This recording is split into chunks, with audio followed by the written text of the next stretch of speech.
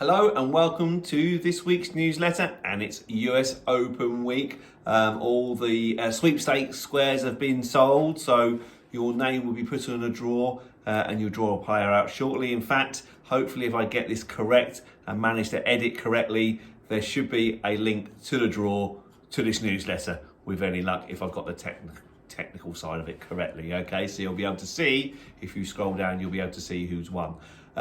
Who's got which player, yeah? US Open, looking forward to that over at Brooklyn Country Club, which is where the 1999 Ryder Cup was held. The battle at Brooklyn, where it all got a bit nasty at the end. Do you remember that? I don't know if you do, but it was the Americans wearing those horrible shirts, come from behind on the last day. Justin Leonard hold a big putt to beat Elazabal, and the rest of the American players and the families and the wives all ran on the green, and actually Elazabal still had a putt to tie the match. But anyway, it all got a bit messy, all got a bit nasty. But that was 1999 at Brooklyn, and also the last thing I think it held was the US Amateur Championships, where Matt Fitzpatrick interestingly won round there. So he would be my tip for the US Open. That would be Matt Fitzpatrick, because he's won the US Amateur round there and he's in great form, so you never know how he might get on. Of course, I should tip Rory McIlroy, having just won the Canadian Open. Did you see that on Sunday? Wasn't that absolutely fantastic? I mean, if the PGA Tour ever wanted an advert to show what it's all about, that Sunday evening was absolutely superb. The Canadian Open, it had Rory McIlroy up there. He went on one. Justin Thomas was right behind. They were shooting the lights out, I think. And Tony Finau was up there as well. And I think the worst score out of the final three ball was a 64. Rory shot a 62. Including a couple of short putts missed. Justin Thomas shot a 64. He finished bogey, and Finau shot 64 as well. It was phenomenal golf. It was brilliant. And Justin Rose bogeyed the last. If not, he would have shot 59. Phenomenal golf it was. But yeah, Rory won. And his wedge play was unbelievable. It was amazing. Everybody criticises Rory wedge play. From 150 yards to 75 yards, traditionally he's not very good. But he was absolutely superb on Sunday. If anything, his driving let him down. He hit a couple of quick hooks, snap hooks lefts quite quickly on the last 6 holes. And he missed a couple of short putts as well. He looked a little bit edgy. Looked a bit nervy, but he did come through and win.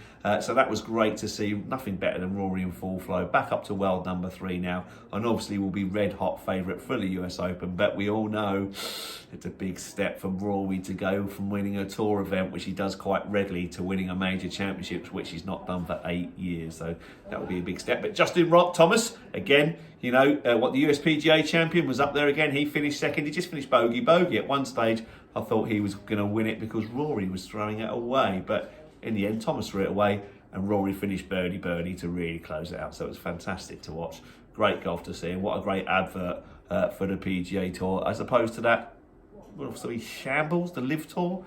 It wasn't. I watched a little bit. Charles Schwartzel won.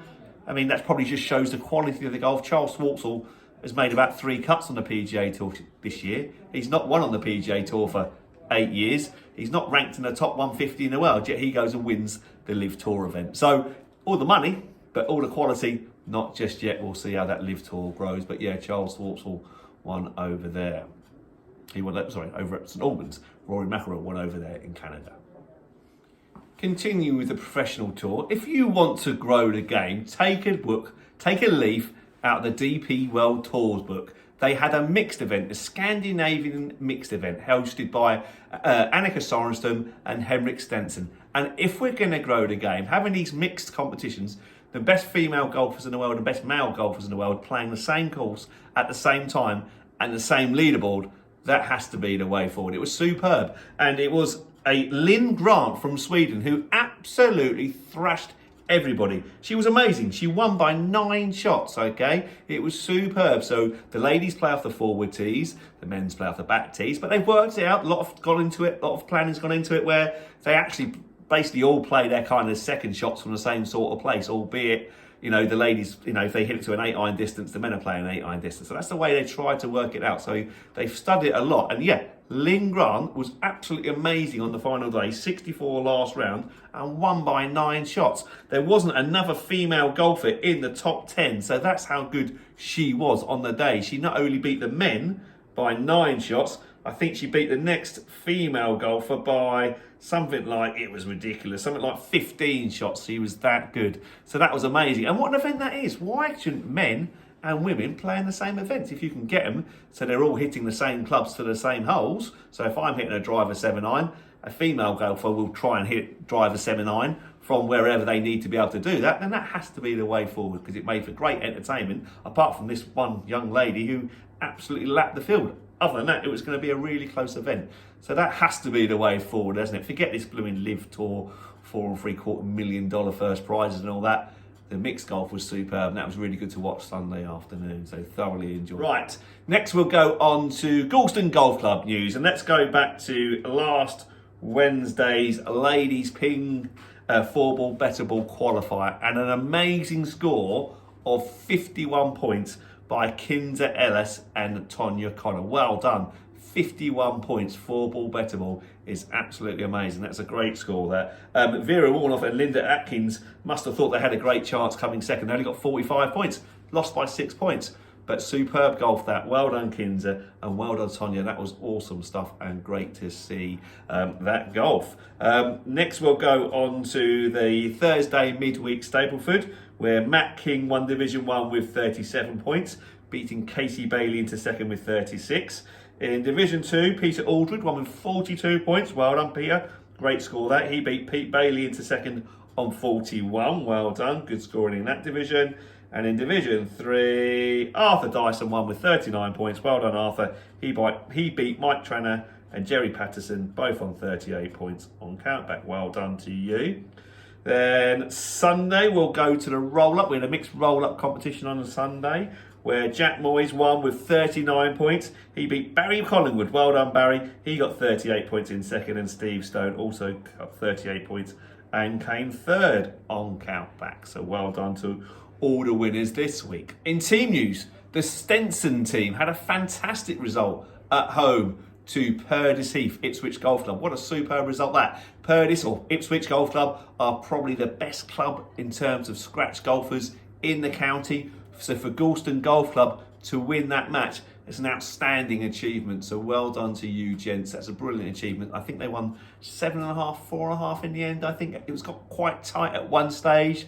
The score was a little bit flattering because all the matches went down to the last hole, but the Galston lads kept their nerve. The scratch team, the Stenson team, kept their nerve, and they won through to the next round. Next they go to Haverhill. Quick shout out to the team of Danny Weston, Jack Butcher, Brendan Goff, Stephen Crosby, Daniel Crosby, Ben Luty, Casey Bailey, Geraint Amos and Chris Duffy. Well done, gents. A great victory that. Well played, you lot. Good luck in the next round away to Haverhill. You never know. It's always tough to win away from home, but yeah, you never know. You're playing well enough to do it.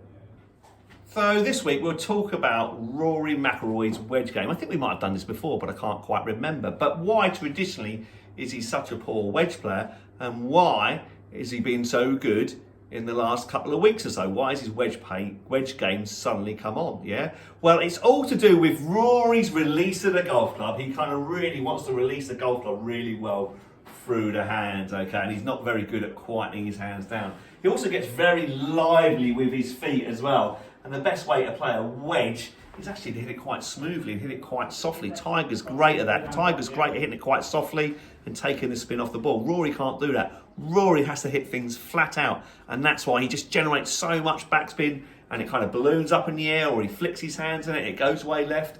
He's just not a very good wedge player. So what has he done in the last couple of weeks? Well, to me, kind of not knowing Rory McIlroy, never spoken to him obviously, but it looks very much so. He is swinging his wedges a lot smoother. He's almost kind of taking one more wedge, as it seems, and just swinging almost in slow motion with his wedges. So his hands are a lot quieter, his footwork is a lot quieter, and he's able to keep everything in sync. So that's what it looked like to me, that Rory was just swinging his wedges just a bit slower. He likes to hit everything so hard. I mean, he's so good with the driver. He hits it so far. He loves hitting that hard, but he's just not very good with the wedges. And I think he made a deliberate attempt this week to just slow those wedges down, take 10, 15 yards off it, and just kind of make a nice slow golf swing at it. And it seemed to do a trick. Took the leaf out of Justin Thomas's book, because that's what he does with his wedges. Took the leaf out of Justin Johnson's book. That's what he does with his wedges. And took a leaf out of Tiger's book. because Tiger's fantastic with his wedges because he almost hits them so slowly. So good to see Rory McIlroy do that. Right, okay, that's it for this week. Thanks very much for watching. Remember, just scroll down and take a look at your player who you got for your US Open sweepstake. Right, and I'll speak to you all next week and we can see who has won and who has not. Okay, thanks very much for watching. Take care. Bye-bye.